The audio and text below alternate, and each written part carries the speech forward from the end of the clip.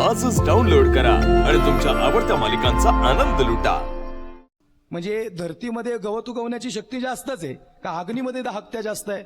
4 महिन्यांनी गंज लावली, गवत उगवलं आणि गवताची गंज केली आणि गंज लावली। आता मला सांगा, ही जर गंज जाळायची असेल तर एक काडी पिटी लागेल का एक काडी लागेल? एक काडी पिटी लागेल का? नाही नाही, एकच काडी लागेल। जार ती एवढी मोठी गंज जर काडी पिटीची एक काडी जाळू शकती तर एवढं मोठं पाप फक्त भगवंताचं एक नाम जाळतं। मग हरिनाम कीर्तन, संतांचे पूजन, नामस्मरणात ती ताकद आहे। तृणाग्नी मिळे समर्थ झाले, घेता नाम विठोबाचे। आज झी टॉकीज मनमंदिरा या खऱ्या अर्थानं या कार्यक्रमाच्या अनुषंगानं आपल्यापर्यंत एक महत्वाचा संदेश देईन। हे सगळं करायचं असेल तर या ठिकाणी अपेक्षा कमी करत आपलं शरीर संपत्ती जपा।